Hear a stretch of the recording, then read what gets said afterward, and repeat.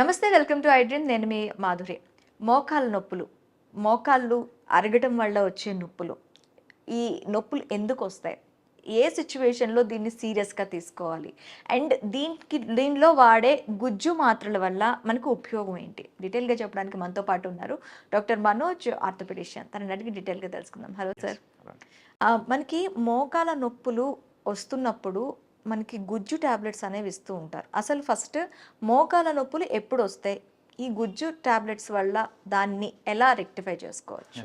In జనరల్గా యాక్చువల్గా ఒక 40-50 ఏళ్ళు దాటిన వాళ్ళకి మోకాళ్ళు లోపల ఈ సైనోవియల్ ఫ్లూయిడ్ అనేది ఫామ్ అవటం తగ్గి జాయింట్ డ్రై అవటం జరుగుతుంటుంది. అలాంటప్పుడు యాక్చువల్గా ఈ మోకాళ్ళ నొప్పులు అనేది స్టార్ట్ అవుతూ ఉంటాయి, ఓకే, ఏజ్ రిలేటెడ్గా.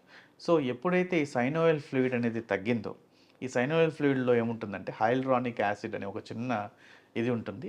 దీనివల్ల జాయింట్ స్మూత్గా వెళ్ళటానికి ఒక చిన్న ఆయిల్ లాంటి సబ్స్టెన్స్, ఒక ఒక మెషిన్ ఆయిల్తో ఉపయోగించి చేసినప్పుడు ఎలా అయితే ఫ్రిక్షన్ లేకుండా నడుస్తుందో, అదే ఆయిల్ లేనప్పుడు హీట్ జనరేట్ అయ్యి మెషిన్ కాలిపోతుందో, అలాగే జాయింట్ కూడా ఆయిల్ అనేది అంటే ఈ సైనోవియల్ ఫ్లూయిడ్తోనే నడుస్తూ ఉంటుంది జాయింట్. ఓకే, దాన్ని మనం బయట నుంచి ఇస్తాం టాబ్లెట్స్ రూపంలో. ఈ సైనోవియల్ ఫ్లూయిడ్ ఏదైతే ఉందో అది జనరేట్ కానప్పుడు మనం బయట నుంచి టాబ్లెట్స్ రూపంలో దాన్ని ఇవ్వడం జరుగుతుంది. ఓకే, టాబ్లెట్స్ కానీ ఇంజెక్షన్ రూపంలో కానీ రెండు రకాలుగా మనం ఇవ్వడం జరుగుతుంది. ఇది టాబ్లెట్ రూపంలో అయితే అనుకోండి, యూజువల్గా ఈ కొలాజన్ అనే టాబ్లెట్స్, ఈ హైల్యూరానిక్ కానీ గ్లూకోజమైన్ టాబ్లెట్స్ కానీ ఇవి లోపలికి వెళ్ళి లోపల మనకు ప్రొడ్యూస్ అయ్యే గ్లూకోజ్ అమైన్ కన్నా లేదా మనకు ప్రొడ్యూస్ అయ్యే హైల్యూరానిక్ యాసిడ్ కొంత ఎక్కువ భాగంగా ప్రొడ్యూస్ చేయటం. ఇది ప్రొడ్యూస్ చేయటం వల్ల ఆర్థ్రెటిక్ చేంజెస్ తగ్గుతాయని కాదు, యాక్చువల్గా ఆర్థ్రెటిక్ చేంజెస్ని ఉన్నదాన్ని పెంచుకుంటూ ఆగటానికి పనికొస్తాయి. ఓకే, రెండు, అక్కడ అరుగుదల అనేది తగ్గి నొప్పి కూడా తగ్గటం జరుగుతుంది. ఓకే. సో ఇది కొలాజన్ రీఫార్మేషన్ అంటే ఇప్పుడు వచ్చిన దాంట్లో గ్లూకోజమైన్ దీనికన్నా కూడా ఇంకా బెటర్గా అంటే కొలాజన్స్ వచ్చాయి. డైరెక్ట్గా కొలాజన్ ఇన్ఫ్యూజన్ అంటే టైప్ 2 కొలాజన్ అని ఇవన్నీ ఏం చేస్తాయంటే ఇది ఒక ప్రోటీన్ లైసెస్ అన్నమాట.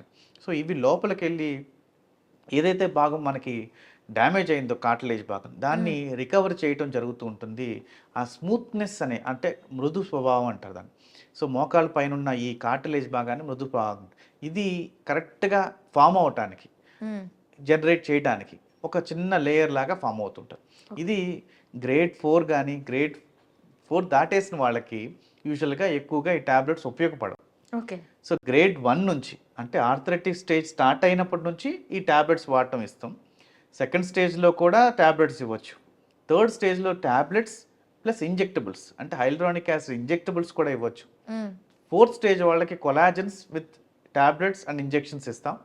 సో ఫోర్త్ స్టేజ్ ఇంకా ఎక్కువగా ఉంది, ఇంకా ఈ టాబ్లెట్స్ కానీ ఇంజెక్షన్ కానీ ఇది కూడా పనిచేయలేదు అని అనుకున్నప్పుడు వాళ్ళకి రీప్లేస్మెంట్ అనేది ఆప్షన్ అని చెప్తాం. Okay doctor, thank you very much.